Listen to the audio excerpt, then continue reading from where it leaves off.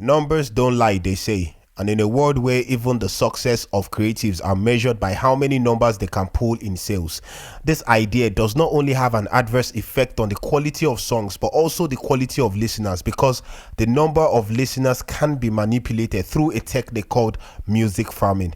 This is the dark tale of the realities of the modern day music industry. Case study: Spotify deducts over 18 million streams from Davido's album streams. Yes, yo. Welcome to today's episode of The Mango Drop, where we bring you sweet and juicy mango slices, also known as gists. Now let's get right into it. Speaking on Spotify's latest purge, once again, Spotify combs through their platforms, weeding out fake streams, and this has affected a host of many artists, which somehow includes Davido. So before we get right into it, let's break down into the history of farming and how it all started. Farming actually dated as far back as the eras when music was still sold on vinyls, cassettes, and CDs. Yes, I know a lot of Gen Zs do not understand any of these things that I mentioned. But before you started having music on your phone through DSPs, you have to actually buy it in physical form, in a CD or in a cassette, or maybe vinyls. Some record companies and even artists were known to engage in buying back their own albums in an attempt to artificially inflate sales figures. These actions, known as padding, is to make an artist look popular than they normally are.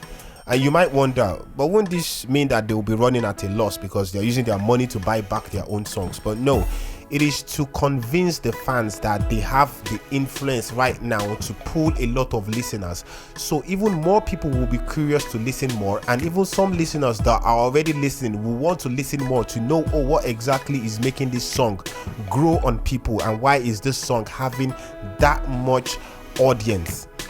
And because record sales and charting are more important in determining an artist's success rather than the music itself, this would trick platforms like billboards and the likes when collecting data to chart all the songs on the album. They end up charting these songs high because they are dealing with a lot of data coming back to them saying that, this album has moved 1 million copies on the shelf. This album is getting so number on so areas and in these places and whatnot.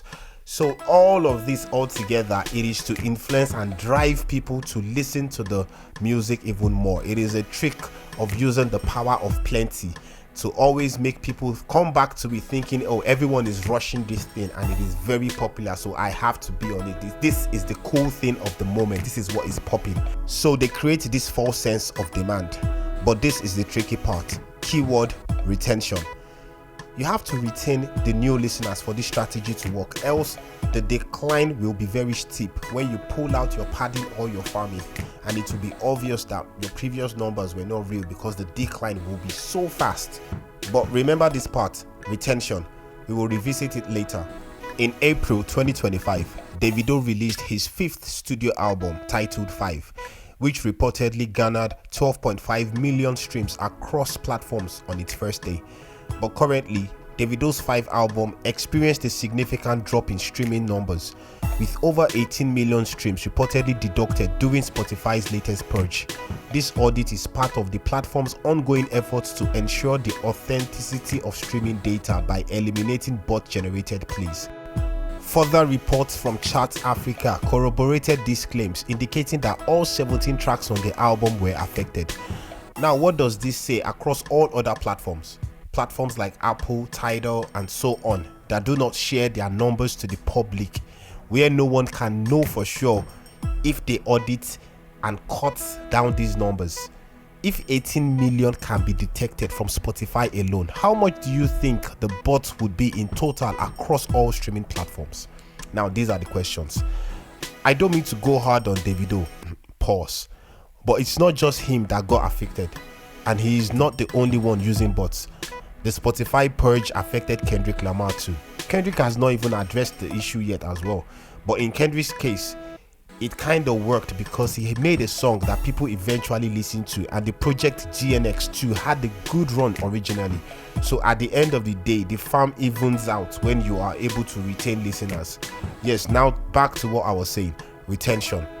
This is the ability to retain listeners that will continue to listen to your shit.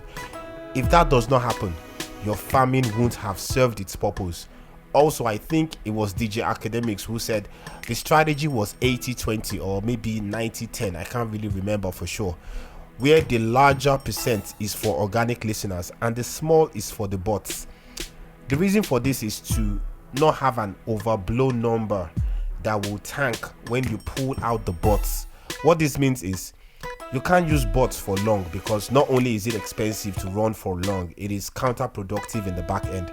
So there has to be a gentle withdrawal of the farming devices that you used so that you can balance the numbers, and that's when you need to retain listeners to carry your song along for you eventually. So speaking more on retention, Charts Africa reported that Davido's album 5 dropped 5 spots. 5, no pun intended. This happening just weeks to the release is wild. It is a sign of the inability to retain organic listeners. Like, this is why the smart bots users do not rely heavily on it. It is a slight move, like a slight push, but not that it will be the bulk or half or a 1/3 of your listeners. Something not too crazy so that you don't have sharp declines when you pull out the bots. Someone on Davido's team or Sonny's team needs to be fired, for real. Anyways, this technique is not even on streaming platforms alone. It exists on radio and TV as well. Music companies and artists pay for airplay and radio and TV station charts.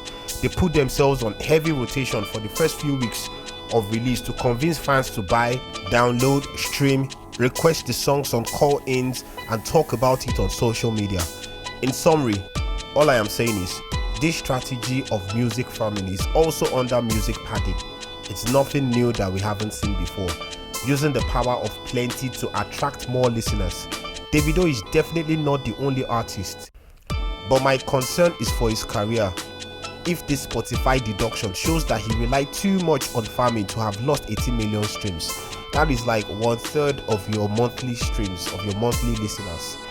This in a way doesn't really say well, because it means that you are artificially like bumping the number of your wins. Then again, an artist like Davido had all other artists under him before. He had Peruzzi Vibes, he had Mayoko. What's going on with these guys? Like, these guys have been quiet. He doesn't have a new rollout of artists. I mean, shouldn't Davido be considering passing the torch at a time like this? It is not compulsory that you have a long career that will last for 2 decades or 3. Davido is currently on the 2nd decade in the music industry and is currently on his role of still being the top 3 most mentioned artist.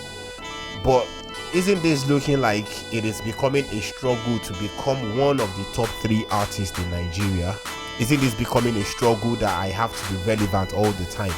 Shouldn't your focus be on passing the torch? Because DMW at a particular time had a very good run.